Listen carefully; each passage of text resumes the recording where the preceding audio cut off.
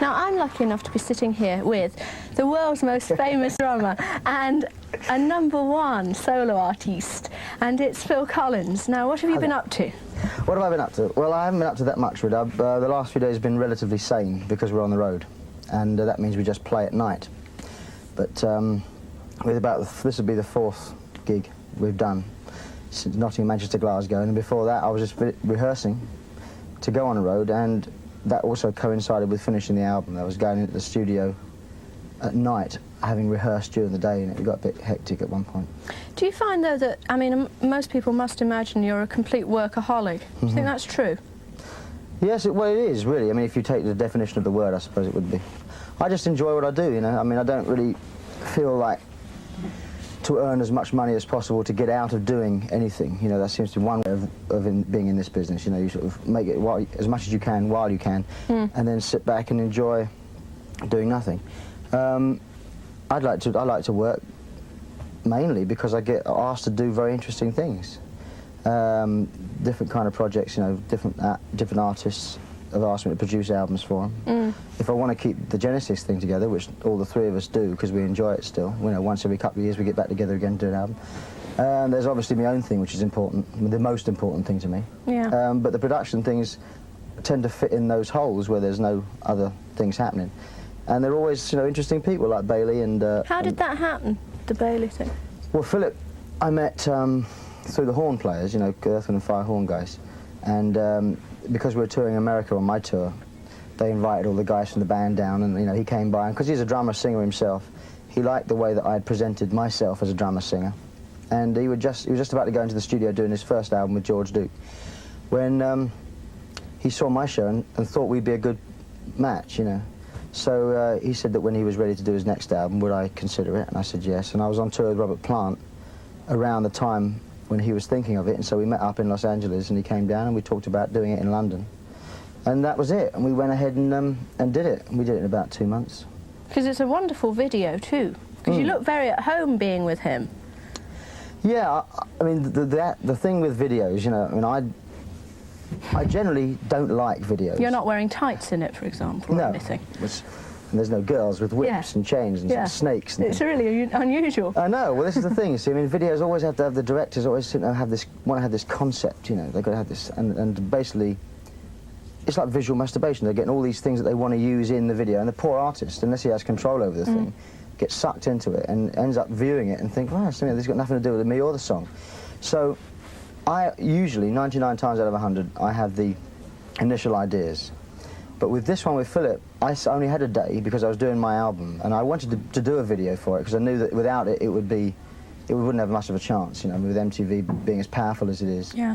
That, you know, the record, basically now, records sink or swim on the strength of the video. So I said, we'll do it in a day, I'll give you a day. And we came together with Jim Ukich, who does some of my videos and Genesis videos, and he said, listen, why don't we do a video of a video, you know, so like filming like the old Hard Day's Night type of thing, when you're actually in a television studio, and it's the day's events leading up to the show, which means that the cameras are rolling all the time, and there was very little, you know, staging involved, which meant that it was much more spontaneous and a lot quicker.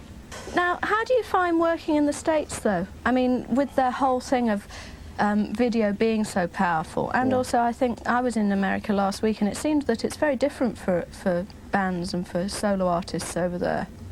Well, here, they're treated very differently.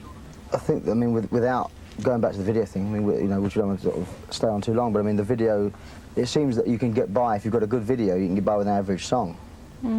And that is kind of a shame, because there's a lot of good music that because the guys, A, haven't got the finance, or B, haven't, you know, the videos aren't strong enough, they haven't got the girls with the whips, you know, they might not get shown. So it's almost like a visual radio, which is, I suppose, what it is. You know, the same things get repeated once every 1 or 2 hours. Do you think it's difficult if bands are revolting looking now? Well, that's when the girls with the whips come in, you see. To cover up for the group? To cover up, yeah. I mean, I think it's probably...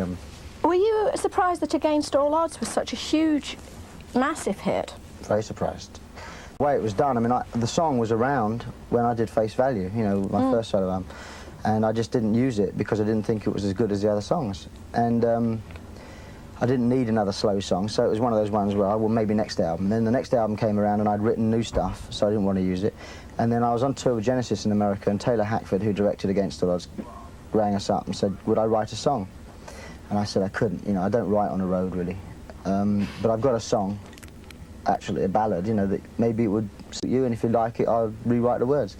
Gave him the tape, and he really liked it. So he came back, and we saw the film, the rough cut of the film, so I could see what the thing was about and what I had to write about. And I had a day off, and we flew to New York, and I couldn't produce it, so I got Arif Mardin to do it, who I'd met through my albums. I mean, you know, we came in for a couple of hours, got a real piano player. I didn't do it, got a real piano player to do it, got the strings in, went away, went off on tour again, came back, another night off in LA, went into the studio. I'd written the words, did the drums, did the vocals, went away. He'd send me a cassette and said, you know, what do you reckon of this mix? I'd say, that's all right, a bit less this, a bit more of that. And that record comes out, it goes #1, you know. So it's extraordinary how haphazard it was from the way I usually work. You know, I usually try and take a bit more care. Do you think that when you're doing solo stuff, it gives you a chance to be sort of more poppy and funky and hip, This, that kind than of thing, stuff with Genesis, the things you do with Genesis? Well, being solo just gives me the opportunity to do what I want, really, which is be pop and be funky and be hip. No, I mean, there's all kinds of stuff. My musical tastes vary from, from things like Earth, Wind and Fire to things like Stephen Bishop to things like The Tubes, and all kinds of strange things that I listen to on Weather Report. And it's not as if one type of music. I mean, I'm sure Genesis fans think that I go home and listen to the Floyd and Emerson, Lake and Palmer and Yes records. You know? And wear an anorak. Yeah, and a sort of fishing hat. Yeah. But no, not so. I mean, I listen to all kinds of stuff, so that is reflected in the music I write. So, okay, you'll get a track like Sussudio, you'll get a track like Against All Odds, you'll get a song like I Don't Care Anymore, you'll get all kinds of stuff, because that's what I listen to, you know. Which artist would you most like to produce now? Who next? Well, I've had some very interesting offers. I've had Liza Minnelli, Ronnie Spector, Tina Turner, Al Jarreau. I've had some very interesting offers. Def Leppard. Oh, but, Def Leppard? Yeah. But unfortunately, time being what it is, I can't do all these things. I'm probably one of 10 producers they ask, mind you. I don't say they're all waiting at my door. But nevertheless, you know, I've had the option to do them, and because of time, I haven't been able to. But I think what I would like to do is, apart from doing Eric Clapton's next album, which the new one's about to come out, but I really would like to do more work with him, because he's a good mate, is just do an album with Stephen Bishop, which sounds a little middle of the road, because a lot of people think of Stephen Bishop as being a balladeer. You're making funk and hip. And poppy, yes. I'll try my best. Well, thank you. Thank you, Paul.